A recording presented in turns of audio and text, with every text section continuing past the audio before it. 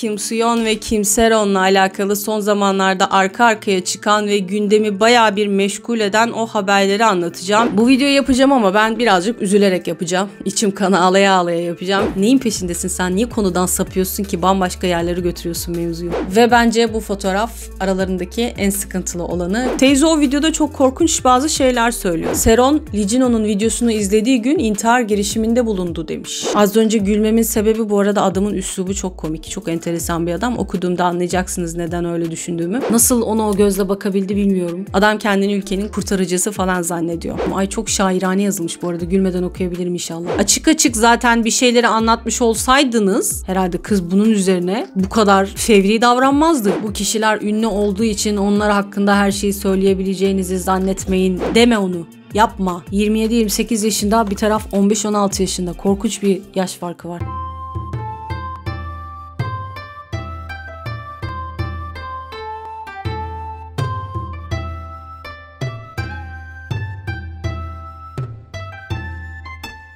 Merhaba arkadaşlar, Uzağında Olsun hoş geldiniz. Ben Sümeyye Saraç. Yepyeni bir haftada, yepyeni bir videoyla daha karşınızdayım. Bu hafta size Kim Soo-yeon ve Kim Se-ron'la alakalı son zamanlarda arka arkaya çıkan ve gündemi bayağı bir meşgul eden o haberleri anlatacağım bir videoyla geldim. Zaten haberler çıktıktan sonra da hemen konuyla alakalı birçok mesaj aldım, video yapar mısın diye. Ben de bir araştırma yaptım, başına oturdum ve sonrasında tam 24 sayfalık bir yazıyla karşılaştım. Çünkü çok fazla açıklama var. Özellikle Kim Se-ron tarafında çok fazla açıklama var. Bu videoyu yapacağım ama ben birazcık üzülerek yapacağım. İçim kanı ağlaya ağlaya yapacağım. Çünkü benim için Kim Soo-yeon uzun yıllardır izlemekten çok keyif aldığım bir oyuncuydu. Hem oyunculuğunu hem görselini çok beğendiğim bir oyuncuydu. Ya hatta şöyle bir Asyan Wiki'deki dizilerinin listesine baktım. Ben bayağı 2011 yılında çekmiş olduğu Dream High'dan beri Kim Soo-yeon'un bütün dizilerini izlemişim. Böyle birkaç tane oyuncu var benim için Kore'de. Park Seo-joon, Kim Woo-bin, Ji-sung, Ji Chang-wook, Lee Jong-suk artı olarak bir de Kim Soo-yeon vardı. Ben bu oyuncuların yaptıkları projeleri gözüm kapalı izlerim. Çünkü dediğim gibi oyunculuklarını ve görsellerini çok sevmiş olduğum için konusunu çok sevmiyor olsam bile oturup sırf onların hatırına izlediğim çok dizileri olmuştur. Kim Soo-yeon da onlardan bir tanesiydi. O sebepten dolayı da ben haliyle üzüldüm. Baktım bir Asyan Wiki'deki geçmişine. Ben bayağı ilk onu Dream High'da izlemiştim galiba. Sonra Moon Embracing the Sun'da oynamıştı. Il-woo ile kardeşler hatta orada. My Love from the Star'da zaten Do Min-jun hepimizin de bildiği, o sayede patladığı bir diziydi. The Producers'ı sırf onun hatırına izlemiştim. Kim Soo-yeon var diye izlediğim bir diziydi. Çok da bayılmamıştım üstelik. It's Okay to Not Be Okay de yine izlememin en büyük sorumlularından bir tanesi Kim Soo-yeon'du. One Ordinary Day'i de yine Kim Soo-yeon için izlemiştim. Şu an gerçekten baktığımda adamın izlemediğim dizisi yok ve yine filmler de aynı şekilde. Ondan sebep çok üzüldüm. Sevdiğim bir oyuncuyla alakalı böyle bir haber çıktığı için çok üzüldüm ve çürütemedikleri kanıtlar ortaya çıktığı için üzüldüm. Kim Se-ron'a ayrı üzüldüm. Onunla ilgili çıkan haberler, ona yaptığını söylediği şeyler çok can sıkıcıydı, çok üzücüydü ve gerçekten masum görünen, ağlamasına kadar bayıldığım bir adamın böyle bir karakteri olduğunu öğrenmek benim için çok üzücü oldu. Şimdi muhtemelen Kim Soo-yeon'un sevenleri, taraftarları, hala fanlığını yapan insanlar vardır. Gelip de bu videonun altına ters ters konuşacaklar. Bakın daha videonun başından söylüyorum. Tabii ki de eleştiri yapabilirsiniz. Ben düzgün bir üslupla yapılan eleştirilere her zaman açığım ama haddini aşan yorumlar olursa onları da direkt kaldıracağım. En baştan söylemiş olayım bunu da. Neyse artık konuya geçmem gerekiyor. Çok uzun çünkü. Önce elimden geldiğince özetleyerek konuyu anlatmaya çalışacağım. En son kısımda da kısaca kendi yorumlarımdan, ne düşündüğümden bahsedeceğim. O zaman haydi hemen videomuza geçelim. Öncelikle Kim Se-ron'un karıştığı kazayla başlayacağım. Çünkü zaten birçok şeyin bence başlangıç noktası o olaydı. 18 Mayıs 2022'de biz birden öğrendik ki Kim Se-ron sarhoş bir şekilde araba kullandığı için bir trafoya çarpmış ve bu sayede de sarhoş araba kullandığı ortaya çıkıyor. Ve bu kaza yakınlardaki 57 işletmeyi etkileyen bir elektrik kesintisine neden oluyor. Ama neyse ki herhangi birine kazada zarar vermiyor. Hani yaralanmasına veyahut hayatını kaybetmesine neden olmuyor neyse ki. Fakat buna rağmen alkollü araba kullanmak suç olduğu için bu konuyla alakalı hem soruşturma açılıyor hem de haberlere düştükten sonra bayağı bir linç yiyor Kim Se-ron. O dönemlerde Kim Se-ron'un şirketi olan Gold Medalist bu kazanın sonrasında Kim Se-ron'a tazminat ödeme konusunda destek veriyor. Her ne kadar polisler ceza ücretlerini ve tazminat maliyetlerini karşılamış olsa da Kimseron'un şirketle sözleşmesi sona erdikten sonra sözleşmeyi yenilemiyorlar ve yollarını ayırıyorlar. Şöyle de bir bilgi vereyim başta. Gold medalist Kim Soo-yeon'un kuzeniyle açmış olduğu bir şirket aslında. Oyuncu şirketi ve sadece başlarda Kim Soo-yeon için açılmış burası. Kim Soo-yeon dışında dahil olan ilk oyuncu da Kim Se-ron olmuş. Sonrasında da zaten yine bazı başka oyuncular dahil olmuş. Ve bu kaza olaylarının ardından Kim Se-ron'un kariyeri bayağı bir düşüşe geçti. O dönemlerde hatta Bloodhounds dizisinde oynuyordu. O diziden ayrılmak durumunda kaldı. Son bölümleri onsuz yazmak zorunda kaldılar. Senaryoyu, hikayeyi değiştirmek zorunda kaldılar ve bu da işte reklam anlaşmaları olsun veyahut o Bloodhounds dizisi olsun maalesef ki tazminatla karşı karşıya kaldı. Haliyle bunu şirket karşıladı ama demek ki bazı şeyler olmuş. Onları da zaten anlatacağım. Bu amanın ardında da zaten çok şey yaşandı ve bunun ardından da Kim Se-ron çok uzun bir süre sektörden, mesleğinden uzak kaldıktan sonra, bayağı sıkıntılı şeyler yaşadıktan sonra 16 Şubat 2025 tarihinde henüz 24 yaşındayken evinde ölü bulundu ve polisler bunun intihar olduğunu bildirdi. Gelelim 10 Mart 2025'e. Kim Se-ron'un teyzesi, eski medya muhabiri olan Kim Se-in'in tartışmalı YouTube kanalı Garosero Araştırma Enstitüsü'ne başvurarak oyuncu Kim Soo-yeon'la alakalı çok enteresan şeyler anlattı. Ve hatta yeğeni Kim Se-ron'un ölümünden Kim Soo-yeon'u sorumlu tuttu. Ben hatta videoya da biraz baktım, o Garosero Enstitüsü'nün videosuna. Kadınla bir telefon konuşması yapmışlar. Hatta bu kanalı sahibi olan kişi sesini değiştirmeyi de teklif etmiş. Kadın demiş ki gerek yok, beni olduğu gibi normal bir şekilde yayınlayabilirsiniz demiş. Sadece görüntüsünü görmüyoruz, sesini duyuyoruz. O telefon görüşmesi, o video bayağı bir ortalığı karıştırdı Kim Soo-yeon'la alakalı özellikle. Şimdi size öncelikle bu videoda ne anlatıldığından bahsedeceğim. Teyze o videoda çok korkunç bazı şeyler söylüyor. Diyor ki Kim Se-ron henüz 15, Kim Soo-yeon da henüz 27 yaşındayken 2015 yılında bu ikisi çıkmaya başladılar. Ve ilişkileri 2021 yılına kadar sürdü. Tam 6 yıl boyunca sevgili olarak kaldılar. 2019 yılında Kim Soo-yeon kendi menajerlik şirketi Gold Medalist'i kurduğunda Kim Se-ron ona katılmaya karar veriyor ve eski menajerlik şirketi olan YG ile sözleşmesini yenilemiyor. Sonrasında Gold Medalist'e dahil oluyor. Teyze diyor ki Kim Se-ron'la Kim Soo-yeon çıktığı için Kim Soo-yeon'a yeni yetenekleri yönetme ve oyunculuk dersleri verme gibi ücretsiz iş gücü sağlayarak menajerlik şirketini kurmasında yardımcı oldu Kim Se-ron diyor. Yani ona şirkette de yardımcı olmuş teyzenin iddialarına göre. Ve 2022'de Kim Se-ron'un sarhoş araba kullanma kazası haberlerine çıkması sonucunda da ikilinin ayrıldığını söylüyor teyze. Ve diyor ki Kim Se-ron başta bütün bu kazanın sonuçlarını kendisinin karşılayacağını söyledi. Ama Gold Medalist yardımcı olacaklarını, sorunu çözeceklerini söyleyerek olaylara dahil oldu. Daha sonra şirket olanlar yüzünden 700 milyon won tazminat ödüyor. Teyzenin iddialarına göre başlangıçta Kim Se-ron'un parayı iade etmesini istemediklerini söylüyorlar. Yani hani vermene gerek yok senin bize bu parayı geri. Biz hallettik, biz çözdük gibilerinden bir ortam oluşuyor aslında. Hatta yaptığımız bir araba yolculuğu sırasında Kim Se-ron'a yaptığı yardımlar nedeniyle ne kadar iyi bir insan olduğunu söyledim. Ona olan minnettarlığımı dile getirdim diyor. Ama şirket istemiyor olmasına rağmen Kim Se-ron ben bu parayı geri ödeyeceğim, bu yüzden de elimden gelen her şeyi yapacağım, çalışacağım gibi şeyler söylemiş. Sonrasında da zaten Se-ron'un Gold Medalist'le olan sözleşmesi sona eriyor. Bir daha da yenilemiyorlar. Sonra 2024 yılında oyuncuya bu 700 milyon won'u geri ödemesiyle alakalı bir tebligat gidiyor. Kim Se-ron bu tebligata bayağı bir hazırlıksız yakalandığı için direkt Kim Soo-yeon'a ulaşmaya çalışıyor. Fakat Kim Soo-yeon onun ne mesajlarına ne aramalarına cevap vermiyor. Kim Se-ron gidiyor kuzenine, ondan telefonunu alıyor. Ondan da Kim Soo-yeon'u aramaya çalışıyor. Yine ulaşamıyor. Ve bundan kısa bir süre sonra haber muhabirleri Kim Se-ron'un kuzenini aradılar konuyla alakalı. Ve bu kuzenin numarasını veren de muhtemelen Kim Soo-yeon veya şirketti diyor teyze. Sonra Queen of Tears'ın yayınlandığı dönemlerde hatırlar mısınız bilmiyorum. Kim Se-ron'un bir haberi çıkmıştı. Kim Soo-yeon'la böyle yanak yana olduğu bir fotoğraf paylaştı Instagram storiesinde ve sonra tabii ki hemen silindi o fotoğraf. Ama silinmesi bir şey ifade etmiyor. Zaten bir kere internete düştükten sonra bayağı bir konuşuldu. Teyze diyor ki Kim Se-ron'un bu fotoğrafı paylaşmasının sebebi de aslında onların dikkatini çekebilmekti. Kim Soo-yeon veya şirketin bir şekilde dikkatini çekip ona ulaşmalarını sağlamak istedi. Ama onlar tam tersi Kim Se-ron'u tamamen olumsuz bir şekilde gösteren, imajını olumsuz gösteren bir açıklama yayınladılar ve Kim Se-ron'un onlara ulaşma çabalarını tamamen görmezden geldiler. Ve yine teyzenin iddialarına göre 700 milyon won gibi bir ücreti geri ödeyemediği için maddi sıkıntı çekiyordu. O yüzden de gerçekten bu arada Kim Soo-yeon'un doğum gününde şekilde intihar ederek Kim Seron hayatını kaybetti. Ve son olarak da bu konuştuğu YouTube kanalına bir sürü kanıt vereceğini de söyleyerek konuşmasını sonlandırıyor diyeceğim ama çok uzun bir konuşmaydı bu arada. Bu söylediklerim en azından Kim Soo-yeon'la alakalı olan kısımlardı. Bu yayınlanan videonun hemen ardından tabii ki Gold Medalist de hızlı bir şekilde hemen bir açıklama yayınladı. Onu okuyacağım. Garo Sero'nun YouTube yayınında Kim Soo-yeon hakkında yaptığı tüm iddialar asılsızdır. Şirketin ve Kim Soo-yeon'un YouTuber Lee Jin-ho ile birlikte merhum oyuncu Kim Seron'u taciz ettiğini iddia ettiler. Bu arada Lee Jin-ho konusunu da söyleyeyim. O da aynı Garo Sero gibi bir YouTuber. O da böyle bu tür konular işte ünlülerle alakalı falan sürekli video yapan bir adam. Ve Kim Seron'un bu kaza yaptığı ve sonrasındaki olaylar yaşandığında onunla alakalı çok fazla olumsuz haber yapmış. Ve Garo Sero da ölümünün en büyük sorumlularından bir tanesi hem Kim Soo-yeon hem de Lee Jin-ho. Onun yaptığı videolar yüzünden Kim Seron intihar etti dedi sürekli. Bunlar da ondan bahsediyorlar. Lee Jin-ho dedikleri de o YouTuber aslında. Kim Soo-yeon'un 15 yaşından beri merhum Kim Seron'la romantik bir ilişki içinde olduğunu, şirketin alkollü araç kullanma olayından sonra durumu kötüye kullandığını ve hatta yöneticilerimizden birinin YouTuber Lee Jin-ho ile şahsen tanıştığını iddia ettiler. Şirkete ve Kim Soo-yeon'a yönelik bu kötü niyetli suçlamalar tamamen asılsızdır ve kabul edilemezdir. Lee Jin-ho'nun da bu arada Kim Soo-yeon'un şirketiyle Gold Medalist'le bağlantılı olduğunu ve o yüzden Kim Seron'u kötülediğinden falan bahsetmişler galiba. Şu anda Garo Sero'ya karşı yanlış bilgi yaydığı gerekçesiyle mümkün olan en güçlü yasal işlemi başlatmayı düşünüyoruz. Gold Medalist bir zamanlar ajansın bir parçası olan merhum Kim Seron'un vefatından dolayı derin bir üzüntü duymaktadır ve onun kaybı için yas tutuyoruz. Ancak Garo Sero tarafından bu tür yanlış bilgilerin yayılması merhum Kim Seron'un yaşamı boyunca maruz kaldığı siber yıkımı yansıtmaktadır. Bu eylemler yalnızca YouTuber'ın kişisel çıkarları içindir ve hem şirketi hem de ölen kişiyi yaralamaktadır. Bu iddiaları sıfır toleransla yanıt vereceğiz. Tabii ki de bunların daha fazla yayılmasını, yaygınlaştırılmasını ve yeniden üretilmemesini rica ediyoruz diyerek açıklamayı sonlandırdılar. Ve bu olayların ardından bir de Kim Seron'un babası çıktı. Dedi ki kızımın ölümünün en büyük sorumlularından bir tanesi Lee Jin-ho'dur. Onun yaşadığı olaylarla alakalı sürekli video çekti, sürekli haberler yaptı, zararlı söylemler yaydı. Ben de bu yüzden kendisine dava açacağım, yasal işlem başlatacağım demiş Kim Seron'un babası. İlgan Sports'un 10 Mart tarihli haberine göre Kim Seron daha önce Lee Jin-ho'nun yapmış olduğu bir videoyu izledikten sonra bayağı bir duygusal olarak sıkıntı yaşamış. Hatta babanın şöyle bir açıklaması var. Seron, Lee Jin-ho'nun videosunu izlediği gün intihar girişiminde bulundu demiş. 8 Ocak'ta yüklenen bir videoda şöyle bir şey anlatıyor o Lee Jin-ho denen adam. Kim Seron'u doğrudan aramaya çalışmış, ulaşamamış. Diyor ki tepkiler nedeniyle diyor numarasını değiştirdi muhtemelen diyor. Açıklama yapmadığı için, doğru düzgün bir şey söylemediği için, yanlış anlamıyorsam, bu yüzden de diyor halk ondan uzaklaştı, Kim Seron'dan uzaklaştı diyor. Kim Seron vefat ettikten sonra Lee Jin-ho o videoları kaldırıyor ama tabii ki de tepkiler dinmiyor.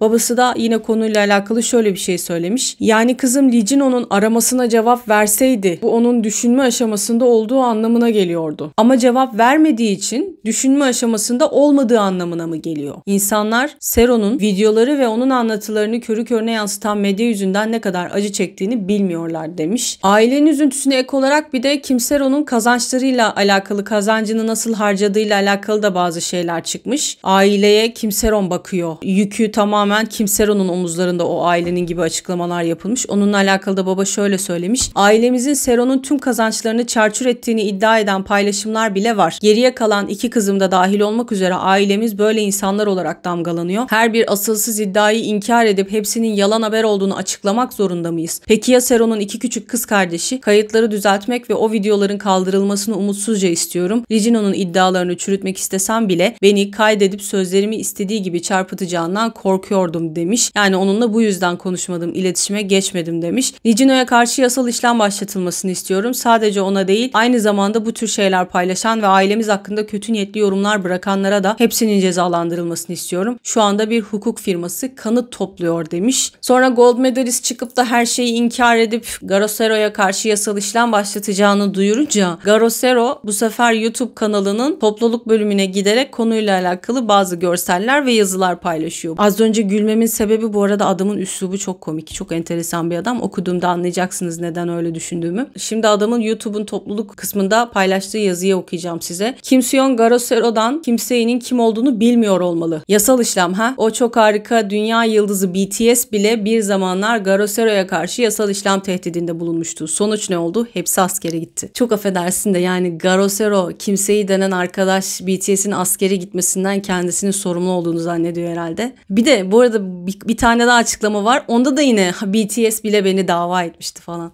Neyin peşindesin sen? Niye konudan sapıyorsun ki? Bambaşka yerlere götürüyorsun mevzuyu. Peki Kim Soo-yeon ne yapabilir? O sadece Çin'de popüler olan sıradan bir Hallyu yıldızı. Garosero herhangi bir çıkış noktası değil. Videoyu yaslı aileden aldığımız bilgileri ve röportajları kullanarak yükledik. Siz de yaslı aileye karşı o yasal işlem numarasını yapmaya cesaret edin. Ve yarın bir gün reşit olmayan biriyle ilişki kurduğunuz suçlamasıyla aleyhinize bir rapor düzenlenmesini bekleyebilirsiniz. 8. sınıf öğrencisiyle mi çıkıyordunuz? Umarız onunla gerçekten bir ilişki yaşamamışsınızdır. Duyduğumuz kadarıyla birisi kesinlikle raporu dosyalıyor ama yaslı aileyi zorlamaya veya tehdit etmeye kalkışmayın. O zaman ne olacağını biliyorsunuz değil mi? Hiçbir yerden gelen korkutucu bir adam sizi çiğneyebilir. Hani bunu yok sayıyorlar falan ya, işte ya öyle söylüyor da hiçbir yerden gelen korkutucu bir adam. Bu arada Won Bin bile Kim Seron'un cenazesine geldi. Peki sen neden gelmedin? En azından biraz temel insan nezaketi göstermeliydin. Evet, bu kısım sıkıntılı bu arada. Kim Soo-yeon Kim Seron'un cenazesine gitmemiş. Bu haber üzerine yapılan yorumlar çok değişken oldu. Bu adamın da açıklaması üzerine özellikle. Netizenler, internet kullanıcılarından bir kısmı kanala güvenmemeleri gerektiğini söylerken kimisi de Kim Soo-yeon'un aklanmak için pek bir şansının kalmadığını söyledi. Bakın bunlar da ilk zamanlarda çıkan haberler, daha neler çıktı. Garosero ile alakalı şöyle bir sıkıntı var bu arada. Onu da baştan söyleyeyim. Bunu asla bir tarafı savunmak için söylemiyorum bu arada, yanlış anlaşılmasın. Ben şu an zaten bu haberleri tamamen tarafsız bir gözle anlatmaya çalışıyorum. Yorumumu sonra yapacağım.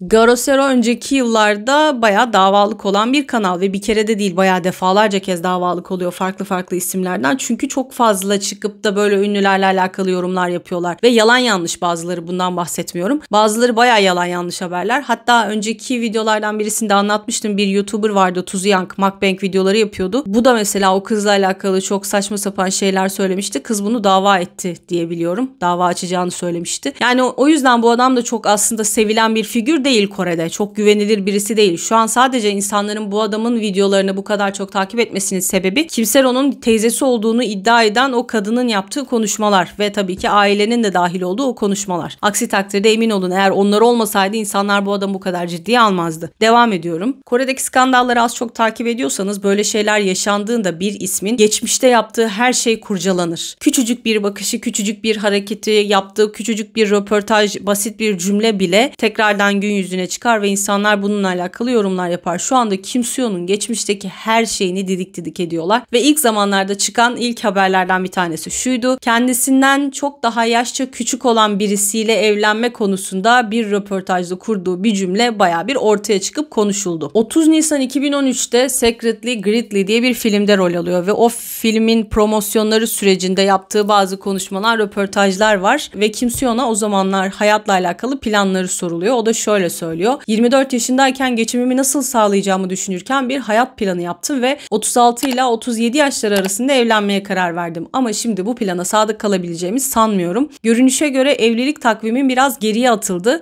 Sanırım 41 yaşında evlenebilirim. 41 yaşıma geldiğimde 21 yaşında biriyle evleneceğim.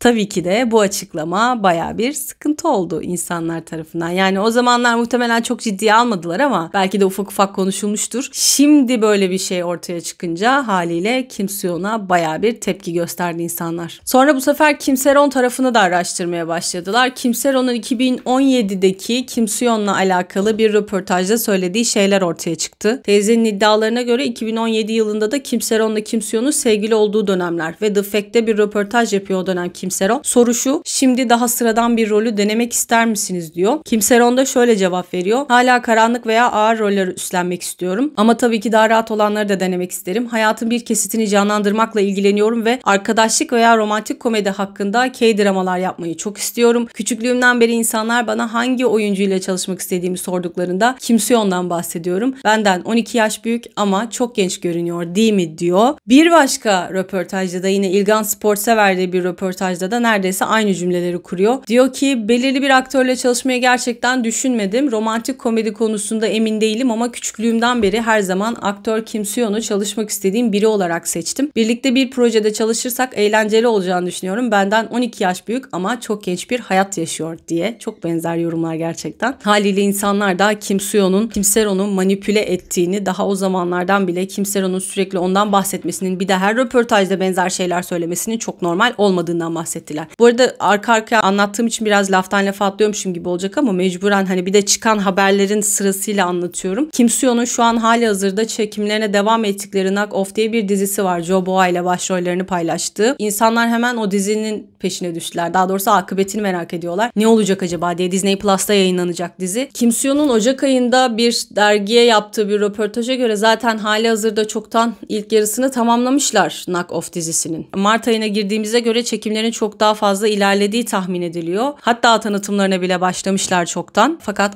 acaba bu tartışmaların ardından Knock Off'un akıbeti ne olacak diye insanlar bayağı bir sorguladılar. Bu arada tam olarak Bloodhounds'ta aslında Kim Seo-yeon'un yaşadığı mevzu. Bir proje çekilirken, bir proje devam ederken bir skandala karışırsanız ve o projeden çekilmek zorunda kalırsanız çok büyük bir masrafın altına girmişsiniz demektir bu. Çünkü baya aslında sizin yokluğunuzda o sahneleri, sizin oynadığınız sahneleri sil baştan bir daha çekmek zorundalar. Veyahut Bloodhounds'ta yaptıkları gibi sizi gönderip, haliyle sizinle bağlantılı olan oyuncuları da gönderip tamamen yepyeni bir hikaye kurmak zorundalar ve bu da baya bir gerçekten her anlamda masraflı bir iş. Bakalım şu an için henüz hala iptal edilen bir şey yok. En azından dizi açısından yok. Ne olacak? Ben de merakla bekliyorum. İlişki haberlerinin hemen ardından bir de parasal mevzular çıkmıştı. Hani teyze de bahsetmişti bundan. Teyze demiş ya 700 milyon won istediler Kim Seo-yeon'dan diye. Aslında öncesinde Kim Soo-yeon'un ajansı Gold Medalist Kim Seo-yeon'dan 13 milyar dolar istemiş. Onun da şöyle bir özeti var. Kim Seo-yeon'un teyzesi yine yapıyor bu açıklamayı. Başlangıçta şirket Kim Seo-yeon'dan 20 milyar won para istemiş. O da işte 13 milyon dolara tekabül ediyor. Yaşanan olaylardan sonra bu alkollü araba kullanma mevzusundan sonra yaşananlardan dolayı Kim Seo-yeon'dan 20 milyar won talep etmişler. Ve bu büyük miktar teyzede bazı şüpheleri sebep oluyor. Kendi araştırmasını kendisi yapmaya başlıyor. Şirkete konuyla alakalı sorular soruyor. Şirkette çok fazla uğraşmamasını halledeceklerini söylüyorlar. Sonrasında da o parayı 700 milyon won'a düşürüyorlar ve Kim Seo-yeon'un bunu geri ödemesine gerek olmadığını söylüyorlar. Teyzenin açıklaması şöyle: şirketin bünyesindeki bir aktör böyle bir olay yaşadığında şirket bunu çözmek için birlikte çalışmamalı mı? Buna rağmen ilk başta trafonun dükkanlara çarptığı ve hasarın ciddi olduğu söylendiğinde bu olaydan kaynaklanan tutar inanılmaz derecede yüksekti. Ceza ücretleri gülünçtü. İlk başta 20 milyar won'dan fazla paradan bahsettiler.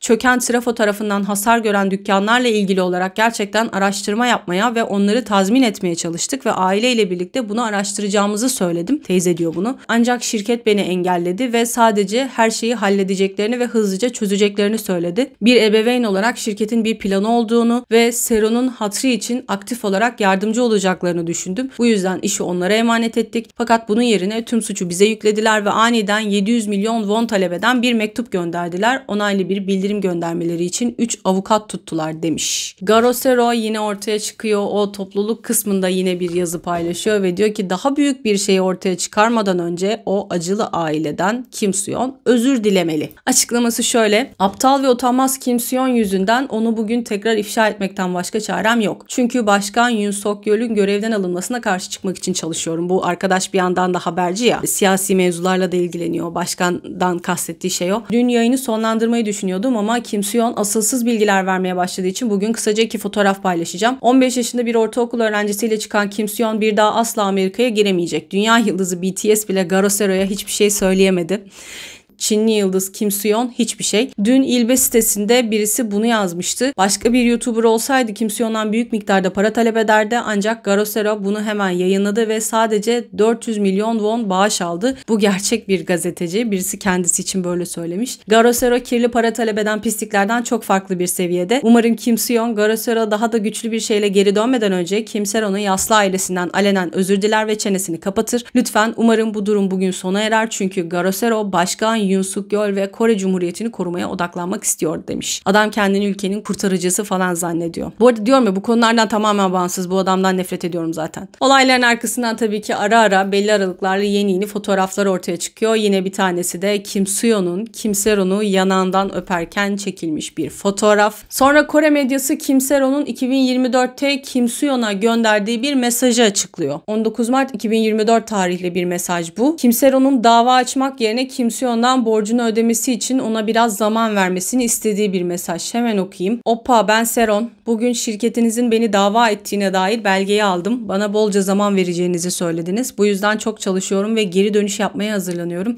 Her işten bir yüzdeyle size geri ödeme yapacağım. Size geri ödeme yapmayacağımı söylemiyorum. Ancak aniden hemen şimdi 700 milyon won isterseniz gerçekten hiçbir şey yapamam. Ödemeyeceğim anlamına gelmiyor ama yapamam. Bunu gerçekten davaya kadar götürmek zorunda mısınız? Lütfen beni kurtarın, yalvarıyorum, bana biraz zaman verin diye bir mesaj göndermiş Kim Soo-yeon'a. Fakat görüldüğü üzere Kim Soo-yeon bu mesaja da cevap vermemiş. Bu süreçte yine Kim Se-ron'un kuzeniyle yaptığı bir mesajlaşma ortaya çıktı. Bu mesajlaşmada da Kim Soo-yeon'la olan ilişkisini anlatacağına dair, daha doğrusu anlatmak istediğine dair bir yazı var. Şimdi hemen o mesajlaşmaları okuyacağım size. Kuzen bir açıklama hazırladığınızı söyleyen bir makale gördüm. Az önce işten çıktığımda gördüm. Kim Se-ron bu doğru değil, bu yanlış bir rapor diye cevap veriyor. Kim Se-ron yayınlamak istediği ama asla yapmayacağı o malum açıklamayı yazıyor kuzenine. Merhaba, ben Kim Se-ron. Öncelikle dikkatsiz hareketlerimden etkilenen ve kafası karışan herkesten ve sektör çalışanlarından özür dilemek istiyorum. Medyada yayılan söylentilere her ne kadar yalan haber olarak yansıtsa da bunların gerçek dışı olduğunu açıkça belirtmek isterim. Instagram hikayelerime yüklediğim fotoğraf 2016 yılında çekilmişti. Queen of Tears döneminde yayınladığı böyle yanak yana fotoğrafı var demiştim ya, ondan bahsediyor. 19 Kasım 2015'ten 7 Temmuz 2021'e kadar sevgiliydik. Ancak Gold Medalist şu anda bunu yüklemesinin ardındaki niyeti bilmiyoruz iddiasında bulunuyor ve bu yaptıklarıyla tamamen uyuşmuyor. Umarım şirketteyken bana zarar veren yanlışlarını fark edip özür dilerler. İzleyiciler tarafından imajı tükenen bir oyuncu olarak insanlara gerçeğin söylenmesi gerektiğine inanarak bu yazıyı yazıyorum demiş. Ama ben bir tane yazdım diyor Kim Se-ron, işte az önceki yazıdan bahsediyor. Kuzeni Gold Medalist şirketinin telefon numarasını gazetecilere verdiğini ve bu yüzden de Kim Se-ron'dan dolayı habercilerin taciz ettiğinden bahsediyor. Konuşmayı yine tamamen okuyayım.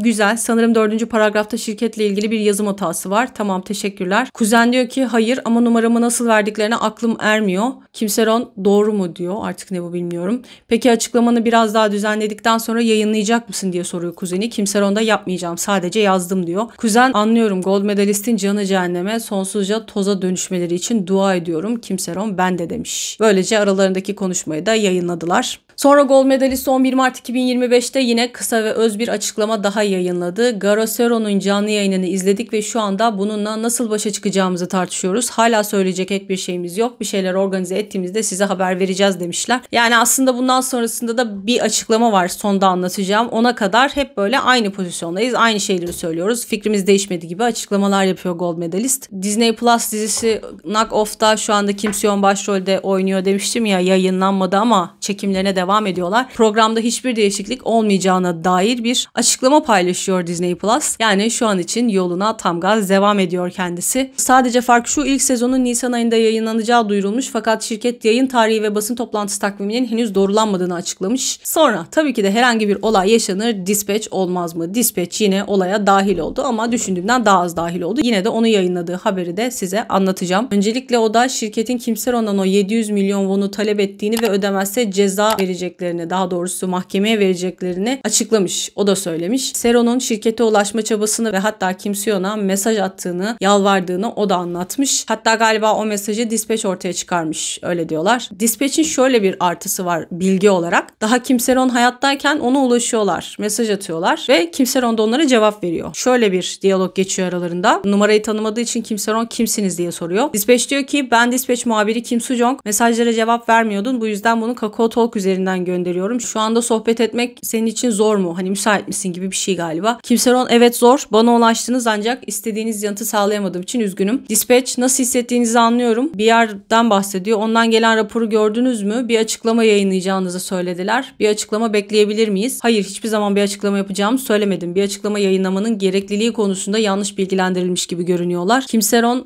devam ediyor. Umarım bu konuşmayı şu anda bir makalede yayınlamazsınız. Bana ulaştığınız için nezaketen cevap yazıyorum. Dispatch o makaleyi gördüm ve daha fazlasını söyleyeceğini düşündüm. Bunu bir makalede paylaşmayacağım. Endişelenmeyin. Söylemek istediğiniz bir şey varsa lütfen benimle iletişime geçin. Kim Se-ron'da teşekkür ederim. İyi günler diyerek konuşmayı sonlandırmış. Bu kuzeninin de zannedersen bahsettiği şey, dedi ya kuzeninde bir açıklama yapacağını söylediler diye. Belli ki böyle bir haber çıkmış ama Kim Se-ron bunu geri çeviriyor. Ben hiçbir zaman öyle bir şey söylemedim diyor. Bu arada bütün bu olanlar Kim Se-ron'un Kim Soo-yeon'la olan fotoğrafı yayınladığı o Queen of Tears'ın çekimlerinin devam ettiği dönemler. Sonrasında o Kim Seron'la iletişime geçtikten sonra bu sefer Gold Medalist'le iletişime geçmeye çalışıyor Dispatch. Oradan da bir kaynak sadece şunu söylüyor. Diyor ki Kim Seron'la ilişkisi olduğuna dair söylentilerin asılsız olduğunu bildirmek isteriz. İnternette yayılan fotoğrafın ikisinin de bizim yönetimimiz altında olduğu geçmişte çekilmiş gibi görünüyor. Kim Seron'un fotoğrafı yükleme niyetine gelince bilmiyoruz demişler. Sonra 16 Şubat 2025'te Kim Seron vefat ediyor. Dediğim gibi 16 Şubat aynı zamanda Kim Seon'un da doğum günü. Bu olayların ardından Dispatch yeniden Gold Medalist'le iletişime geçmeye çalışıyor. Gold Medalist'ten bir yetkili şöyle söylüyor. Bloodhounds'ın yapım şirketi sarhoş araba kullanma olayı için 700 milyon won tazminat talep etti. Şirket tazminat tutarını onun yerine önceden ödedi. Dispatch neden kendisine onaylı bir ihbarname gönderdiniz? Gold Medalist Kim Seron'dan para alma niyetimiz yoktu. Alamayacağımızı düşündük. Sadece temel prosedürleri takip ettik. Çünkü bir malpraktis vakası gündeme gelebilirdi. Bunun ne olduğunu bilmiyorum. Dispatch, Kim Seron'a bunun sadece bir formalite olduğunu bildirdiniz mi? Gold Medalist, bildiğimiz kadarıyla menajeri o sırada onunla iletişime geçti. Bunun için belgelere ihtiyacımız vardı. Dispatch, peki Kim Seron bildirimi aldıktan sonra çok endişeli görünüyordu. Gold Medalist, şirketin tazminatı ödediği söylendi. Ondan bu kadar büyük bir miktar alamayacağımızı biliyorduk. Şirkete kar getirdiğinde veya karşılayabildiğinde geri ödeyebileceğimizi söyledik.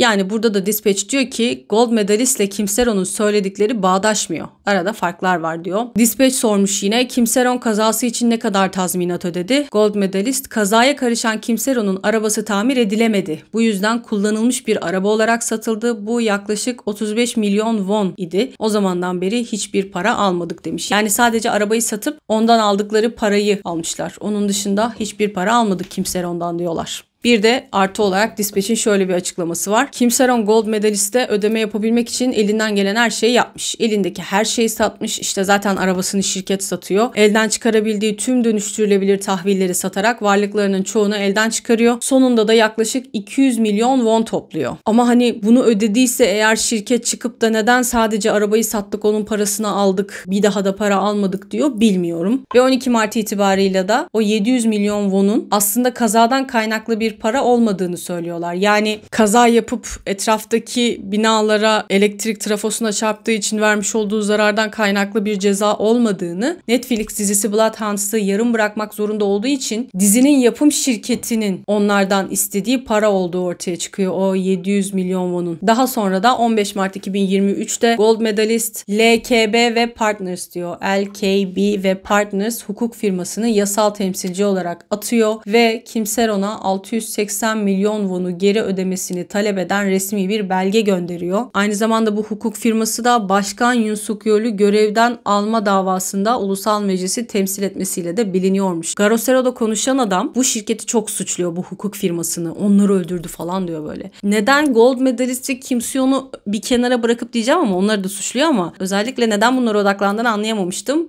Şimdi anladım. O Garosero bu başkanın görevden alınmasına karşı alınmasını istemiyor. Bunlar da tam tersi görevden alınma sürecinde meclisi temsil etmişler. Tamamen karşı taraftalar aslında. Ve o hukuk firmasının belgesinde geri ödeme tarihine rağmen siz yani Kim Seron borç yükümlülüğünüzü yerine getirmediniz. Gold Medalist'i temsil eden hukuk firmamız belirtilen hesaba mümkün olan en kısa sürede tutarın tamamını yatırmanızı rica ediyor diye bir ifade kullanmışlar. Ayrıca ödemeyi yapmamanız durumunda müvekkilimiz aleyhinize hukuki ve cezai işlem başlatacaktır diye de uyarıda bulunmuşlar. Yani aslında o borcun tamamen Netflix dizisinden kaynaklı olduğunu, 700 milyon won'un kazayla bir alakası olmadığı da bu şekilde netleşmiş oldu. Bir de yine Kim Seron'un öldüğü gün onun yaşadığı apartmana gidiyorlar. Onunla aynı binada yaşayan birkaç insanla konuşuyorlar. Bir tanesi şöyle söylüyor. Haberi gördükten sonra Kim Seron'la ilgili olduğunu düşündüm. Merdivenlerde çok ağladığını hatırlıyorum. Bir başkası şey diyor. Geçen yıl taşındı. 1 yıllık sözleşme imzaladı. 18 Şubat'ta taşınması gerektiğini duydum. Dispatch muhabiri diyor ki Kim Seron'u bizzat gördünüz mü? Merdivenlerde uzun süre ağlıyordu. Ona üzüldüm ve onu teselli etmeye çalıştım. Kişisel sorunlarıyla uğraşıyor gibiydi. Şikayetlerini dinledim demiş. Ayrıca orada çalışan görevli de yine şöyle bir açıklama yapıyor. Bileğinde bir yara gördüm. Bu genç kadının zor bir hayatı olduğunu düşündüm. Oyuncu olduğunu bile bilmiyordum. Sadece Seul'e küçük kız kardeşiyle yaşamaya gelen biri olduğunu düşündüm demiş. Allah kızın haline de üzüldüm ya. Gözümün önüne geliyordu o halleri. Bu süreçte Kim Seon'un yakın bir tanıdığından da kısa bir açıklama gelmiş. vermiş. Dispatch bunu da paylaşmış. Demiş ki Kim Seron'un yaşı sorun teşkil ediyor. Bu yüzden ikili asla resmen sevgili olduklarını kabul etmeyecek demişler. Bence de etmeyecek asla. Etmesi demek Kim Seon'un aslında büyük bir suç işlemiş olduğu anlamına geliyor. Yani sevgili dostlar, Dispatch Kim Seron'un ölümüne tek bir şeyin yol açmadığını, bunun yerine YouTuber'lar ve haber yayan medya, kişisel geçmiş ve bastırılmış hayal kırıklıkları gibi çeşitli faktörlerin birleşimine bağladığını belirterek makalesini sonlandırıyor. Yani tek bir şey değil, aslında Kim Seron'u birçok şey intihara sürükledi diyorlar. Sonra bu ikilinin yeni bir fotoğrafı yayınlanıyor. 12 Mart 2025'te internette yeni bir fotoğraf dönmeye başlıyor Kim Seon ve Kim Seron'la alakalı. Ve bence bu fotoğraf aralarındaki en sıkıntılı olanı, çünkü bayağı böyleler bir tık daha yaklaşması demek zaten dudak dudağa gelmeleri anlamına geliyor. Çok yakın duruyorlar çünkü. Ve bunu gördükten sonra da çıkıp eğer Kim Seon'la Kim Seron sevgili değildi gibi bir iddia ortaya atarsanız 10 yaşında bir çocuğu bile inandıramazsınız. 12 Mart'ta bir video daha yayınlıyor Garosero ve bu videoda yine teyzenin bir sürü yeni açıklamaları var. Garosero'nun yeni bir sürü açıklamaları var. Teyze diyor ki hatta evlilik hakkında bile konuştular. Ona evlenme teklifi etti diyor. Garosero ama o evlenme teklifi ettiğinde henüz reşit değil miydi Kim Seron diyor. Teyze de hayır, o yetişkin olduktan sonraydı. Garosero o zamanlar 20'li yaşlarının başındaydı demiş. Yani teyzenin açıklamalarına göre Kim Seron'a yaklaşan ilk kişiymiş. İlk bu ilişkiyi başlatan, işi ciddiye bindiren falan hep Kim Seon'muş. Aşkını ilk itiraf eden de oymuş. Şöyle bir açıklama yapıyor. Askere gitmeden önce onunla iletişim kurmaya devam etti. Ayrıca ona askerdeyken çekilmiş fotoğraflarını göndermeye devam etti. O zaman bir şeylerin garip olduğunu düşündük ve öğrendik. Buna çok karşıydık. Bize bunu söyledi. Elbette ilk başta annesine biriyle çıktığını doğrudan söyleyemezdi. Çünkü sürekli olarak ondan aldığımız kişisel fotoğrafları öğrenip onu durdurmaya çalıştık. Seron ona kendisi gibi genç bir çocukla takılmaması gerektiğini söylediğini söylemiş. Sizce onunla çıkmasını sağlamak için ona ne söylemiş olabilirdi? Kim Seon'dan bahsediyorlar muhtemelen. Ona içtenlikle değer verdiği, onunla ilgili ciddi olduğu gibi şeyler söyledi. Bunu onu söylediğinde tamamen ciddiydi.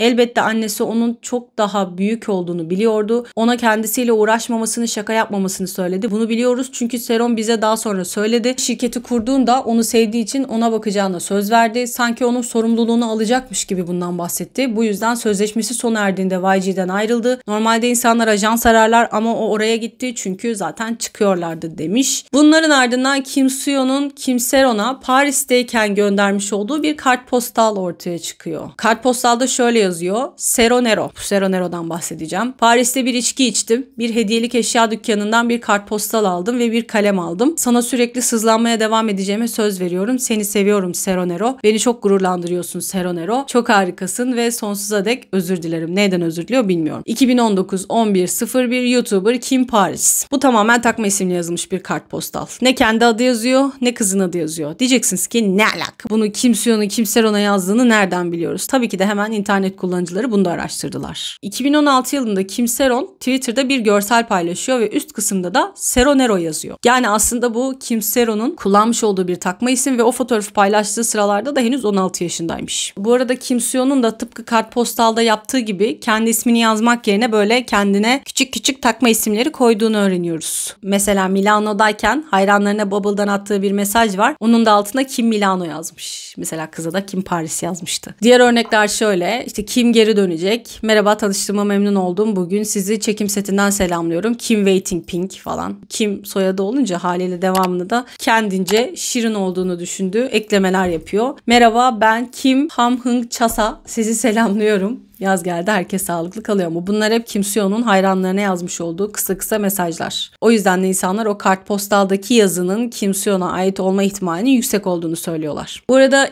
Kim Seron'la Kim Seon'un ilk buluşmaları, ilk görüşmeleri diye bir fotoğraf yayınlandı ve Kim Seron orada daha bildiğiniz çocuk. Şöyle bir şey falan. O fotoğrafta ortaya çıkınca Kim Seon da ona böyle sarılmış fotoğrafta. İnsanlar onu da bayağı bir saydırdılar. Hem yani ne kadar büyük bir yaş farkı var, şuraya bak, o daha bir çocuk. Tabii oradayken sevgili değiller ama sonuçta ondan birkaç yıl sonra sevgili oluyorlar teyzenin iddialarına göre. Ya ne kadar çirkin bir görüntü, bir de üstelik o halinde bile böyle kıza sarılmış falan gibilerinden bir sürü olumsuz yorum yapıldı yine. Sonrasında işlere Wonbin de dahil edildi. Wonbin'in Kim Seon'un ajansına Kim Seron'un borcunu ödemeyi planladığı söylentisi ortaya çıktı. Wonbin'le Kim Seron'un şöyle bir bağlantısı var. Henüz daha Kim Seron 10 yaşındayken Wonbin'le bir filmde oynadılar. Hatta Hatta zaten o filmde çok popüler oldu. The Man From Now Here diye bir filmdi. Ben de izlemiştim hatta çok eskiden, hatırlıyorum böyle az buçuk. O filmden sonra da bu ikili gerçekten çok hani samimi kaldılar. Görüştüler. Hatta cenazesine falan gitmişti Won Bin. İddiaya göre o dönemlerde Won Bin 700 milyonluk borcu ödemeyi teklif ediyor şirkete ama bunu ne şirket kabul ediyor ne de Kim Ser-on kabul ediyor. Bu iddiayı ortaya atan netizen şöyle söylüyor. Won Bin'in merhum Kim Ser-on'un 700 milyon won borcu yüzünden sıkıntı çektiğini bildiğini ve onun için ödemeyi planladığını duydum. Won Bin gerçekten inanılmaz. Neredeyse ağlayacaktım ama Kim Soo-yeon 100 milyarlarca wonluk bir servete sahip olmasına rağmen bekleyemedi ve hatta ona 700 milyon won'u geri ödemesini talep eden onaylı bir mektupla baskı yaptı. Yani sonunda onu ölüme sürükleyen o değil miydi demişler. Tabii ki de resmileşmiş, onaylanmış hiçbir şey yok ama bu söylenti de bayağı bir ortalıkta döndü. Dediğim gibi Won Bin cenazeye de gelen isimlerden bir tanesiydi. Hatta diyor ki burada varlığının çektiği ilgi nedeniyle perişan görünüyordu ve hemen ayrıldı demişler. Sonrasında Kim Soo-yeon 30 yaşındayken 17 yaşındaki Kim Soo-yeon'a askerden gönderdiği bir mektup ortaya çıktı. O mektubu da size okuyacağım. 9 Haziran 2018 yılında askere yazıldığı ve askerlik görevini yaptığı sırada el yazısıyla yazmış olduğu bir mektup ortaya çıkıyor Kim Soo-yeon'un. Mektup şöyle, hızlıca okuyacağım. 2018-06-09 Seronero. Bugün hava o kadar tahmin edilemezdi ki bu harika cumartesi günü sanki her güne savruluyormuşum gibi hissettim. Ay çok şairane yazılmış bu arada. Gülmeden okuyabilirim inşallah. Bir şeyler yazmak ve seni düşünmek için ne harika bir gün Seronero. Bu sabah sisli bir pus içinde bugün nasıl bir gün olacak acaba diye düşündüm.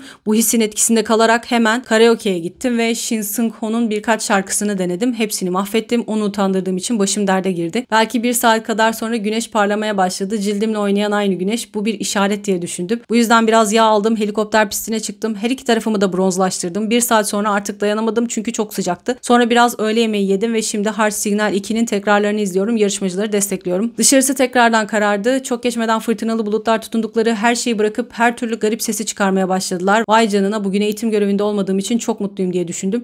Yaklaşık bir saat sonra yağmur beklenmedik bir şekilde durdu. Belki bulutlar çok sert ve çok hızlıydı. Ya da belki de ikinci tura hazırlanıyordu. Neyse bulutlar kaldı ama hava açtı. Güneş bulutların arasında parlamaya başladı. Bulutların gölgeleri derinleşti ve gölgelerin arasında güneş ışınları fışkırmaya başladı. Görülmeye değer bir manzaraydı ama yanımda kamera yoktu. 1 Kasım sabahı boş tarladaki düşen yaprakların üzerine kar yağ... Arkadaşlar çok fazla betim var. Geçiyorum burayı. Betimleme yapmış sadece. Bu şey gibi hissettirdi şu an bana. Yazarların çok fazla betimlemeyi uzatıp sıkma mevzusu gibi olmuş. Söylemeye çalıştığım şey şu. Sadece iyi olduğunu düşündüğüm şeyi, neşe olarak bulduğum şeyi, baktığım veya hissettiğim şeyi paylaşmak istiyorum. Bunları seninle paylaşmak istiyorum. Yüzünü görmek zor. Yine de içimde nasıl hissettiğimi seninle paylaşmak istiyorum. İstediğim şeyi seni yormak istemiyorum. Yani sanırım söyleyebileceğim şey şu. Seni özlüyorum. Neyse güzel bir hafta sonuydu. Birkaç şey yazabildim. Terhis olduktan sonra işe dönmeyi düşündüm. Belki Japonya'ya veya Kuzey Avrupa gibi uzak bir yere seyahat ederim. Burada tüm genç adamlar varken belki okula geri dönmeyi bile düşünürüm. Bu birlikte okula gidebileceğimiz anlamına mı gelir? Peki terhisim ne zaman? Geriye dönüp baktığımda askere gitmemin üzerinden 8 ay geçti ama ileriye baktığımda hala 1 yıldan fazla zamanım var. Yani bunu da söyleyeyim. Umarım bana iyi bakmak için elinden gelenin en iyisini yapmaya devam edersin. Selamlar. Çok uzaklardan Kim Private First Class. Yine her zamanki gibi. Tabii ki de böyle bir mektup da yine en çok konuşulanlardan bir tanesi oldu. 13 Mart'ta Garosero bir video daha yayınlıyor. Burada da yine yeni şeylerden bahsediyorlar. Kim Ser-on'un yine küçük bir videosu yayınlanıyor. Diyorlar ki kalbinizi çarptıran bir dizi veya filmin erkek başrol oyuncusu kimdir diye soruyorlar Kim Ser-on'a daha çocuk yaşındayken. O da Kim Soo-yeon'un başrol oynadığı My Love From The Star dizisindeki Do Min-jun'dan bahsediyor. Cevap olarak Do Min-jun'u söylüyor ve haliyle diyorlar ki işte gördüğünüz gibi orada da yine Kim Soo-yeon'dan bahsetti. Aslında diyor Garosero, istediğimiz tek şey, ailenin istediği tek şey Kim Soo-yeon'dan samimi bir özür. Eğer diyorlar Kim Soo-yeon'un şirketi yapacakları açıklamada özür dilemezse yeni şeyler paylaşacağız ve bunlardan bir tanesi de Kim Soo-yeon'un Kim Ser-on'un evinde giyinik değilken bulaşıkları yıkadığını gösteren bir fotoğraf.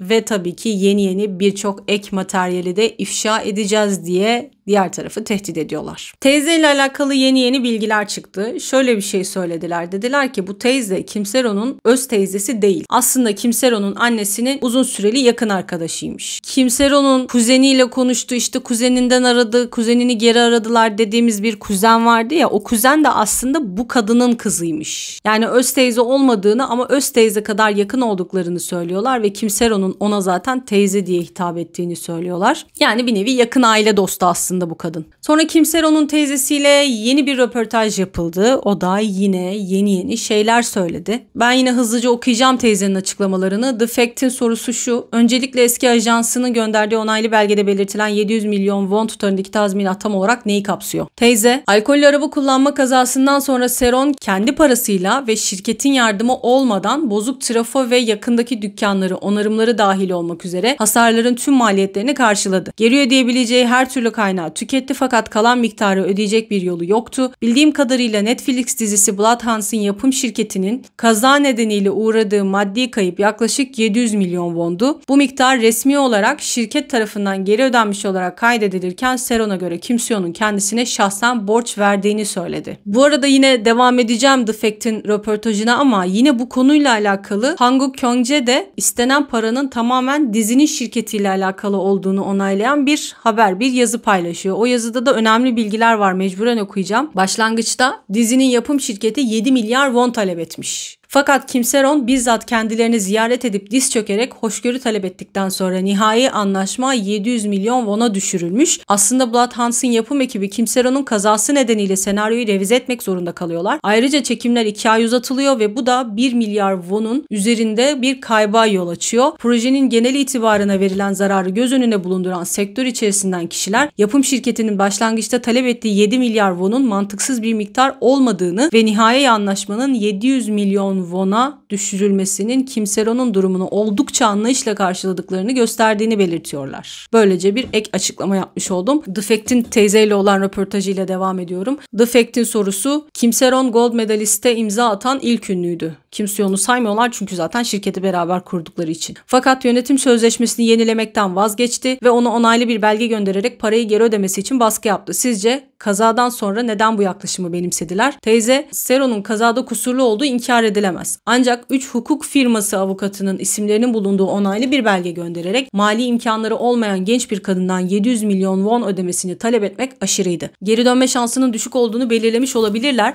ve muhtemelen kendilerine herhangi bir olumsuz çağrışımdan tamamen uzaklaştırmak istemiş olabilirler. Kim Soo-yeon'a gelince Kim Seron'un durumunu ilk başta anlayıp anlamadığından emin değilim ama bir keresinde bana geri ödeme talebi konusunda farklı görüşler nedeniyle kuzeniyle anlaşmazlığa düştüğünü söylemişti.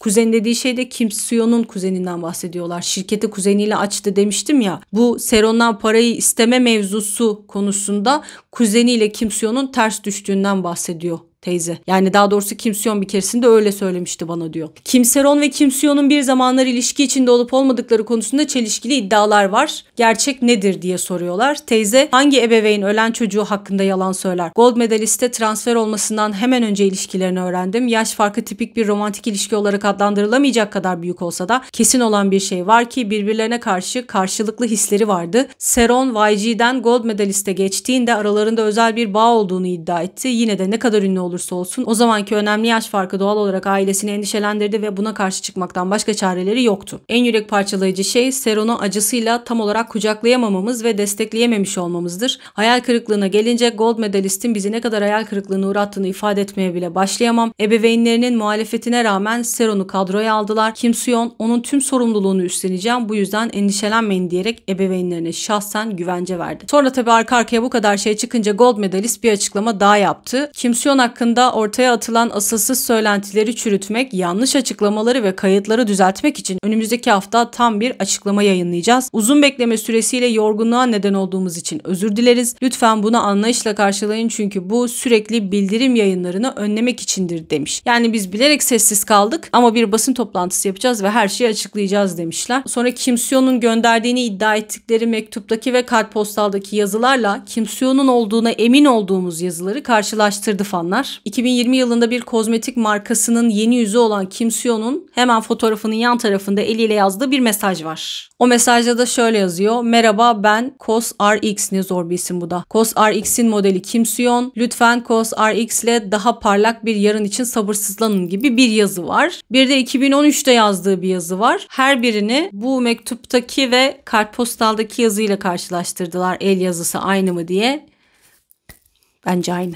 Bayağı, çünkü harfleri yazışı falan bayağı aynı gibi duruyor. Sonrasında Lee Jin-ho yeniden ortaya çıktı. Demiştik ya, bir YouTuber var. Hem Seron'un babası hem de bu Garo Seron'un başındaki adam sürekli bu Lee Jin-ho'yu suçluyordu. Kim Seron'u ölüme götürenlerden bir tanesi de bu adam. Onun hakkında kötü videolar yaptı. Hatta Kim Soo-yeon ve şirketiyle bağlantı kurdu. Onlardan para aldı, hakkında kötü haberler yaptı gibi söylentiler çıkmıştı. Lee Jin-ho da çıktı. Bununla alakalı bir açıklama yaptı ve tabii ki özür diledi. Açıklaması şöyle: Kim Soo-yeon'un servetini aldım ve Kim Seron'la ilgili videolar yaptığım iddiası kötü niyetli ve tek taraflıdır. Kim Soo-yeon ajansı veya olaya dahil olan başka biriyle hiçbir zaman iletişime geçmedim demiş. Kim Seron'un Kim Soo-yeon'la yanak yana o fotoğrafını paylaştığı dönemlerde bunun bir manipülasyon olduğunu, hani Kim Seron'un bunu kasıtlı yaptığını ve Kim Soo-yeon'un olumsuz etkilemek için yaptığına dair galiba bazı açıklamalar, videolar yapmış. Onu da söylüyor. Diyor ki hiçbir zaman bunun bir manipülasyon olduğunu söylemedim ve ilişkinin gerçeğini Kim Seron'un menajeri aracılığıyla öğrendim diyor. Kazadan sonra Kim Seron'a ulaşmaya çalışmıştı ama ulaşamamıştı demiştik. Hatta galiba cenazeden sonra da aileye ulaşmaya çalışmış. Onunla alakalı da diyor ki ben aileyi diyor özür dilemek için aramıştım. Ve diyor Kim Seron'a ulaşamadıktan sonra da ben Kim Seron'un numarasını sildim zaten. Hani onu bir daha arama gibi bir durumum olmadı. Aileyi de tamamen özür dilemek, pişmanlığımı dile getirmek için aramıştım diyor. Ölüm haberini duyduktan sonra videoları gizli yaptım ama insanlar dürüst olmam gerekirse onları herkese açık yapmam gerektiğini söyledikleri için ne yapacağıma karar vermekte zorluk çekiyorum demiş. Şu an kızla alakalı yaptığı bütün videoları gizlemiş. Yani giden gittikten sonra videoları gizlemenin de çok bir anlamı yok diye düşünüyorum. Ayrıca Garo Sero Araştırma Enstitüsü'ne karşı da yasal işlem başlatıldığını ve bunun bir zaman alacağını, ancak tüm araştırmaları kabul edip sonuçlarını kamuoyuyla paylaşacaklarını da duyurmuş. Ve nihayet 14 Şubat'ta Kim Soo-yeon'un ajansı olan Gold Medalist yapılan birçok açıklamaya dayanamayarak uzun bir yazı paylaştı. Aslında önümüzdeki hafta böyle bir açıklama yapacaklarını söylemişlerdi ama hem insanlar çok büyük tepki gösterdiler, neden bu kadar bekliyorsunuz, kendinize uygun zemin mi hazırlamaya çalışıyorsunuz diye, hem de çok fazla arka arkaya şey çıkınca muhtemelen mecbur hissettiler kendilerini. Hemen size açıklamayı okuyacağım çünkü uzun bir yazı. Kim Soo-yeon'un Garo Sero Enstitüsü'nden gelen son raporlara ilişkin görüşlerini paylaşıyoruz. Raporlarında yer alan iddiaları çürütecek somut delillerle önümüzdeki hafta bir açıklama yapılacağını daha önce sizlerle paylaşmıştık. Fakat Kim Soo-yeon bu sabahın erken saatlerinde psikolojik sağlığında ani bir dengesizlik gösterdi. Bu yüzden tamamen istikrarlı olduğundan emin olmak için önlemler alıyoruz. Garo Sero Enstitüsü'nün Kim Seron'un ani ölümünden sorumlu olduğunu iddia etmesi nedeniyle aşırı karışıklık ve kaos içindeydi. Ayrıca 12 Mart'ta canlı yayınları sona erdikten sonra kameralı arabalardaki insanlar şirketin otoparkında ve binanın ana girişinde bekliyordu. Bu şeydir ya, dizilerde, filmlerde de hep görürüz. Biri bir skandala karıştığında gazeteciler falan hemen o kişinin evine, iş yerine falan yığılırlar. O tarz bir şeyden bahsediyor. Ayrıca 13 Mart öğle vakti civarında kamera tutan insanlar binanın etrafında dolaşıyordu ve bu da Kim Soo-yeon'a uygulanan psikolojik baskıyı arttırıyordu. Lütfen bu acil açıklamayı önemli konulardaki gerçeği ortaya çıkarmak için yayınladığımızı anlayın. Bu orijinal planımızdan farklı olsa da başka hiçbir şeyin bundan daha önceliği yoktur. Bu nedenle hala bazı boşluklar olsa bile bu açıklamayı paylaşıyoruz. Kim Soo-yeon ve Kim Seron, Kim Soo-yeon yetişkin olduktan sonra 2019 yazı ile 2020 sonbaharı arasında çıkıyorlardı. Kim Soo-yeon'un onunla henüz reşit değilken çıktığı doğru değil. Kim Seron'un 24 Mart 2024'te Instagram hikayesine yüklediği fotoğraf ve Garo Sero Enstitüsü'nün 11 Mart 2025'te paylaştığı fotoğraf, ikilinin 2020 kışında çıktıkları dönemde çekilmiş özel görüntülerdi. Kim Seron'un o sırada giydiği kıyafetler marka tarafından Haziran 2019'da piyasaya sürüldü. Bu yüzden Garo Sero'nun fotoğrafın Kim Seron reşit değilken 2016 yılında çekildiği iddiası imkansız. Ayrıca Garo Sero tarafından 12 Mart 2025'te paylaşılan bir diğer fotoğraf, ikilinin 24 Aralık 2019 Noel arifesinde çektiği bir fotoğraftı. Bu fotoğrafın meta verilerinden doğrulanabilir. 13 Mart 2025'te yayınlanan fotoğraf aynı kıyafetleri giymelerinden anlaşılacağı üzere aynı gün çekilmiştir.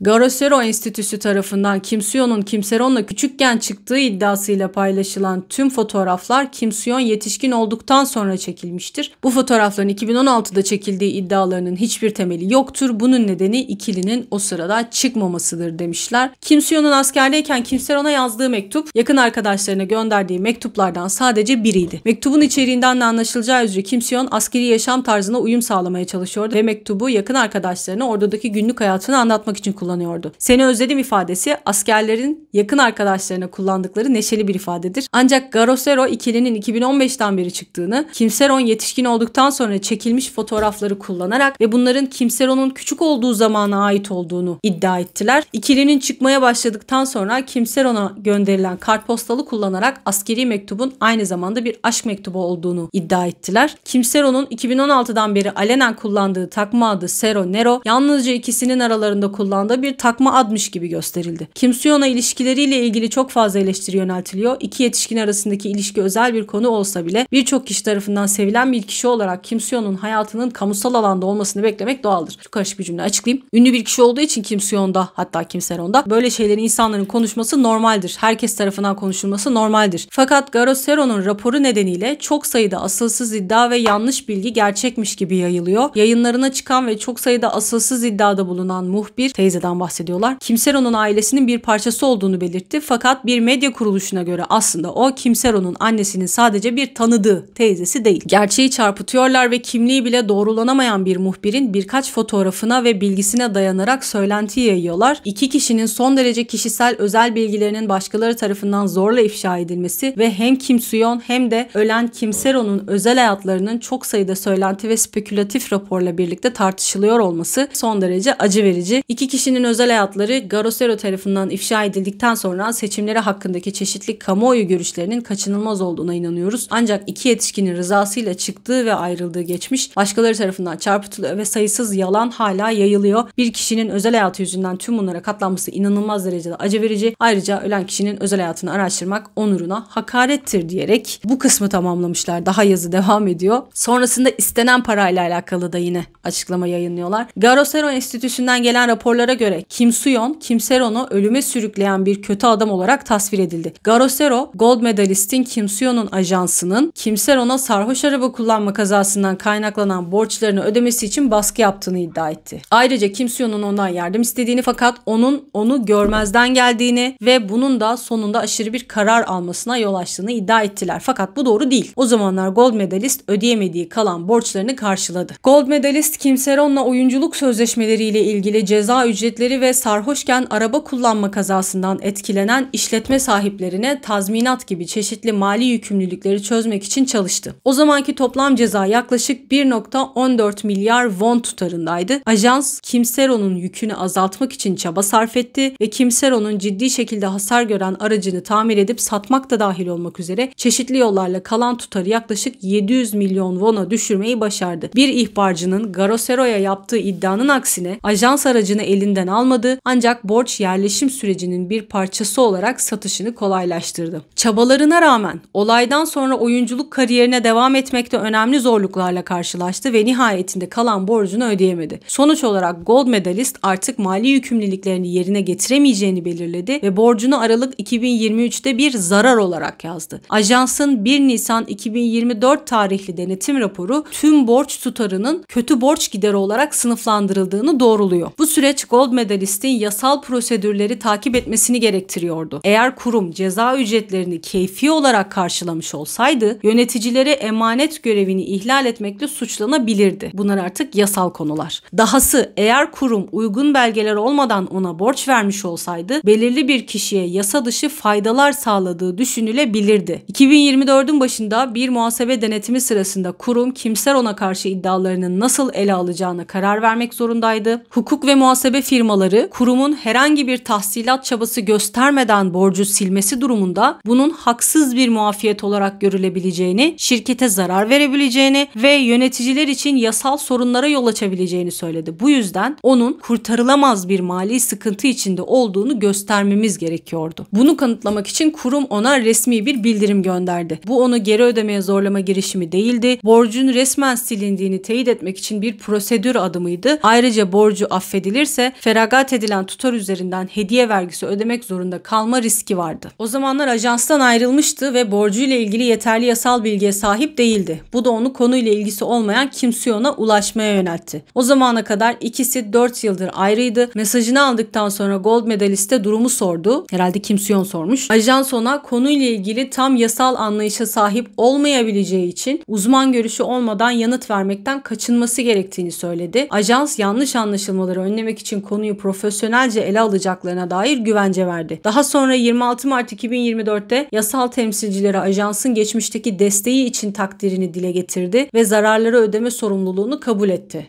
Borcu kendileri ödemeyi kabul etmişler. Kimseron'un yasal temsilcisinden bahsediyor. Borcu olan tam miktarı teyit etmek ve geri ödeme stratejisi planlamak için görüşmeler önerdi. Sonuç olarak Gold Medalist ile Kimseron arasındaki mali anlaşmazlık çözüldü ve ajans borcu sildikten sonra asla geri ödeme talep etmedi. Onun bakış açısından Gold Medalist'te olan mali yükümlülüklerinden tamamen kurtulduğuna inanmış olması muhtemeldi. Bu nedenle bir yıl sonra gerçekleşen ölümünü bu mali meseleye bağlamak aşırı ve asılsız bir spekülasyondur. Gold Medalist ek vergi yükümlülükleri altına girmemesini sağlarken geri ödemeyi bile erteleyerek onu desteklemek için her türlü çabayı gösterdi. Ajans ayrıca borcun faizini ve gecikme ücretlerini %0 olarak belirledi. Bu sürecin onu geri ödemeye zorlama girişimi olduğu iddiası gerçeklerin kasıtlı olarak çarpıtılmasıdır. Bunu bir yıl sonra ölümünün nedeni olarak yanlış bir şekilde göstermek son derece üzücü ve kötü niyetlidir. Ben şunu anlamadım. Madem böyle bir durum vardı, madem amacınız sadece prosedürleri uygulamaktı ve gerçekten parayı almak gibi bir niyetiniz yoktu, neden bunu kıza açık açık söylemediniz? Açık açık zaten bir şeyleri anlatmış olsaydınız herhalde kız bunun üzerine bu kadar fevri davranmazdı. Gerçi bunlar da diyorlar ki intiharının onunla alakası yok. Kafam karıştı. Sonrasında da işte artık devamını okuyamayacağım, boğazım acıdı. Sonrasında da yayınlanan haberleri, özellikle Garosero'nun yayınladığı haberleri bayağı bir sorguluyorlar. İşte ne kadar doğru bu yaptığınız, yalan yanlış haberler yayınlıyorsunuz. İşte yetişkinken çekilmiş bir fotoğrafın 16 yaşında çekildiğini söylüyorsunuz. Yetişkin olan insanların ilişkilerini onların rızası olmadan paylaşıyorsunuz, detay veriyorsunuz. Sadece bu kişiler ünlü olduğu için onlar hakkında her şeyi söyleyebileceğinizi zannetmeyin gibilerinden yeni cümleler kurdular. Artık her birini okuyamayacağım, zaten benzer şeyler. Kısacası bütün bu suçlamaların hepsini reddediyorlar ve diyorlar ki evet sevgiliydiler ama asla henüz reşit değillerken böyle bir ilişkileri olmadı. İkisi de iki tarafta reşitken, Kimseron da yaşı 19 iken sevgili oldular diye açıklamayı sonlandırdılar. Bitti mi? Bitmedi ama neyse ki az kaldı. Kimseron'un annesi çıkıp direkt bu sefer Gold Medalist'in açıklamalarını yalanlıyor ve diyor ki söyledikleri şeylerin yalan olduğunu kanıtlayacağız. 14 Mart'ta Kimseron'un annesi A demişler ona, Kimseron'un ajansının açıklamalarına karşı bir çürütme yazısı hazırladığını doğrulamış. Kızının vefatından sonra stres nedeniyle bir yüz felci yaşamış ne yazık ki kadın. Bu yüzden de hayatını sürdürmekte zorluk çekiyor demişler. Bununla birlikte Kimseron'a doğduğundan beri bakan B, yaslı aile adına A'nın huzurunda röportaj verdi diyor. B dedikleri de o Garosero ile falan herkesle konuşan o malum teyze. Dediğim gibi o bahsedilen kuzen dedikleri kişi de bu teyzenin kızı. Kimseron da zaten bu kadına sürekli teyze diye hitap ediyormuş. Diyorlar ki o Gold Medalist B'nin kim olduğunu gayet iyi biliyordu aslında. Gold Medalist'in açıklamalarının yalan olduğunu açıklayacağız demişler. Gold Medalist demişti ya Kimseron'la Kimseon'un o fotoğraflarından bir tanesinde Kimseron'un tişörtü 2019 yılında çıktı. Nasıl eski bir fotoğraf olabilir diye. Tabii ki internet kullanıcıları bunun da peşine düştüler. Tişört 2019 yılında Çin'de satışa sunuldu. Evet ama tişörtün basılma tarihi daha eski. 2015 yılında bu tişört ilk kez satışa sunuluyor. O yüzden diyorlar 2019 diyerek kandırmayın insanları. Bu arada zaten bir de şöyle bir şeyden bahsediyorlar. Diyorlar ki zaten Kimseron'un kendisi kuzeniyle yapmış olduğu mesajlaşmalarda sevgili oldukları tarihi söyledi. Onu nasıl inkar edeceksiniz? Orada da kız diyor ya 2015'ten 2021'e kadar birlikteydik diye kuzenine yaptığı konuşmada. Ondan bahsediyorlar. Bunu da şöyle reddedebilirler. Konuşmalar sahte diyebilirler tabii ki. Artı olarak yine küçük şeylerden de çıkarımlarda bulundu netizenler. Fotoğraflarda Kimseon'un taktığı gözlük, işte başka bir fotoğrafta taktığı bir şapkadan falan bahsettiler. O gözlüklerin 2013 yılında hayranlar tarafından Kimseon'a hediye edildiği anlaşıldı. O şapkayı da işte 2015-16 yıllarında falan çok sık taktığı o tür şapkaları konuşuldu. Bu yazıyı yazanlar da diyor ki tabii ki bunlar sonrasında da kullanabileceği şeyler. 2019 yılında da takmış olabilir bunları ama her şey çok arka arkaya geldiği için insanlar da haliyle bunların tesadüf olamayacağını düşünerek bu bilgileri ortaya attılar diyorlar. Ve nihayet Allah'ım sana şükürler olsun bitti. arkadaşlar. Yani ben şu an bu videoyu 14 Mart'ta çektim. Kurgusu ne kadar sürecek bilmiyorum ama çok uzun sürdüğü için kurguyla muhtemelen bayağı bir uğraşacağım. Yayınlayacağım tarihi ben de bilmiyorum. Muhtemelen yayınladığım tarihte yeni bilgiler de çıkmış olacak. Çünkü haber sitelerine her açtığında yeni 5-10 tane haber çıkmış oluyor. Muhtemelen ben bu videonun ikinci kısmını da çekeceğim. Bir süre bekledikten sonra, belki bir hafta falan bekledikten sonra ikinci partını da çekerim. Bakın zamandan çok emin değilim. Ama en azından ilk kısmını bitirmiş oldum. Şu an çektiğim zaman diliminde çıkan haberlerin tamamı bu şekildeydi. Daha bir de zaten sonrasında uzun bir tane daha açıklama yayınlayacaksa Gold Medalist, daha bir de onu anlatması var. Sonra onun üzerine karşı taraf cevap verecek. Netizenler Gold Medalist'in açıklamalarını çürütmeye çalışacaklar falan. Anlayacağınız daha bu hikaye çok uzun sürecek. Sadece şunu çok merak ediyorum. Acaba sonu ne olacak bu hikayenin? Onu çok merak ediyorum. Nereye kadar gidecek onu çok merak ediyorum. Kim Soo-yeon buradan nasıl çıkacak? Çıkabilecek mi onu çok merak ediyorum. Ama şunu görüyorum. Kim Soo-yeon çok güçlü bir adam sektörde. Bilmeyenleriniz için söyleyeyim. Kore'nin dizi piyasasında bölüm başına en yüksek parayı alan oyuncu Kim Soo-yeon. Bu bayağıdır böyle bu arada. Yeni bir şey değil. Ve işte Queen of Tears'larla falan da son dönemlerde bayağı bir kendisini parlatmış bir isimdi. Muhtemelen daha da fazla alıyordu şu an. Fakat o kadar büyük bir darbe yedi ki bu saatten sonra aynı şekilde devam edebilir mi bilmiyorum. Etse de muhtemelen sahip olduğu hayranlarının, sevenlerinin yarısından fazlasını kaybetmiş durumda. Ailenin iddia ettiği gibi 15, 16, 17 yaşlarındayken sevgili oldukları ortaya çıkarsa bence Kim Soo-yeon'un bu işten çok sağ çıkamayacağını düşünüyorum ben. Gerçekten çok üzüldüm. Kim Soo-yeon'u bir zamanlar çok sevmiş olduğum için üzüldüm. Şu saatten sonra aynı gözle bakabilir miyim? Hayır. Bilmiyorum, aklansa da ne kadar aklanabilir ondan da emin değilim. Bir yandan şöyle de bir şey var. Tek suçlu burada Kim Soo-yeon değil. Kim Soo-yeon baş suçlu. O konuda hiçbir şüphemiz yok. Bunu bir kenara koyuyorum. Arkadaşlar ben Kim Se-ron'un ailesinin de çok suçlu olduğunu düşünüyorum burada. Konuşmaktan sesim gitti, zaten boğazım çok iyi değil. Uyardık diyorlar, engel olmaya çalıştık diyorlar, şunu diyorlar, bunu diyorlar. Ama henüz 15-16 yaşındaki bir çocuk için teyze, tamam aralarında yaş farkı vardı ama duygusal olarak da birbirlerini çok seviyorlardı gibi bir cümle kuruyor. Deme onu. Yapma. Bir taraf 27-28 yaşında, bir taraf 15-16 yaşında. Korkunç bir yaş farkı var. Yetişkin olsaydı işte atıyorum bir taraf 25'te, diğer taraf onun üzerine 12 artı 12 yaş olsaydı kabulümdü. Eyvallah, bu zaten oluyor, görüyoruz. İnsanlar bunu kabul etmiş durumdalar. Ama henüz daha reşit olmayan bir çocuktan bahsediyoruz. Nasıl ona o gözle bakabildi bilmiyorum. Bu tür insanlarda hep aynı şeyi düşünüyorum. Henüz daha çocuk ya. Bir çocuğa nasıl aşık olabilirsin? Nasıl o gözle bakabilirsin? Nasıl duygusal hisler besleyebilirsin?